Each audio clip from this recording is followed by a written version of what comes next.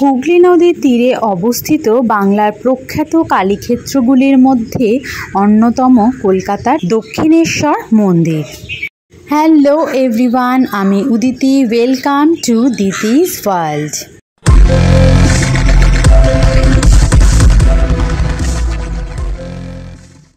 আজ আমার এই ভিডিওর মাধ্যমে দক্ষিণেশ্বর মায়ের মন্দির সংক্রান্ত যাবতীয় খুঁটিনাটি তথ্য শেয়ার করব।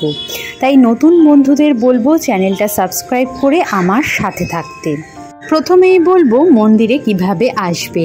যারা মেট্রো, ট্রেন বা বাসে করে আসবে তারা স্কাইওয়াকে নেমে হেঁটে আসতে পারো, আর যাদের হাঁটতে অসুবিধা তারা স্কাইওয়াকে নিচ দিয়ে টোটো, অটো বা রিক্সা করে ডিরেক্টলি মন্দিরের মূল ফটকে নামতে পারো। আর যারা মন্দিরে নিজেদের 2 চাকা বা 4 চাকায় আসছো তারা মন্দিরে প্রবেশের পরই বাঁ দিকে দেখতে পাবে পার্কিং স্লট রয়েছে, সেখানে গাড়ি পার্ক করে এগিয়ে যাবে ক্লক রুমের দিকে।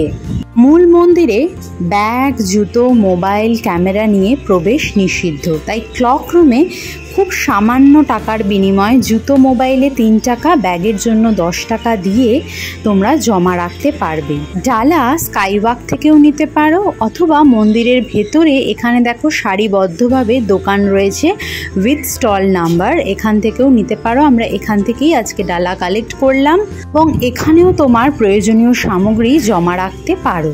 পুজোর নানা রকম সামগ্রী কেনাকাটার জন্য মন্দিরের আশেপাশে নানা রকম মার্কেট রয়েছে, সেখান থেকে তোমরা সংগ্রহ করতে পারো। চলো আমি তোমাদের একটু মার্কেটটা ঘুরে দেখাই, কি কি আইটেম তোমরা পেতে পারো তার আইডিয়া হয়ে যাবে। কিছু যদি নাও কেনো, ঘুরে ঘুরে দেখতেও কিন্তু বেশ লাগে। এবার একটা ইম্পর্টেন্ট ইনফরমেশন, মন্দির খোলা থাকার টাইমিংটা বলে দিই। সকাল 6টা থেকে দুপুর 1টা, আবার বিকেল 3টে থেকে রাত 7:30 অবধি মন্দির খোলা থাকছে। টাইমিংটা অবশ্যই মাথায় রেখে কিন্তু এসো। দুপুরে ভোগ আরতি হয় 12:30 নাগাদ, আর সন্ধ্যা আরতি হয় সন্ধ্যে 7টায়। মন্দিরে ভোগ বিতরণ করা হয় দুপুর 12টা থেকে 1টার মধ্যে, কিন্তু ভোগ খাওয়ার জন্য কুপনটা কিন্তু সকাল 9টা থেকে 10টার মধ্যে কেটে নিতে হবে। ভোগ খাওয়ার কুপনের মূল্য হলো 80 টাকা। আমরা যেহেতু বিকেলের দিকে গিয়েছিলাম তাই পুজো দিয়ে বেরোতে বেরোতে বেশ দেখলাম অন্ধকার নেমে এসছে, আর সেহেতু রাতের বেলায় বিভিন্ন রকম আলোতে মন্দির চত্বর সুন্দরভাবে সেজে উঠেছে। চলো তাহলে রাতের মন্দির চত্বর এরিয়া তোমাদের ঘুরিয়ে দেখাই।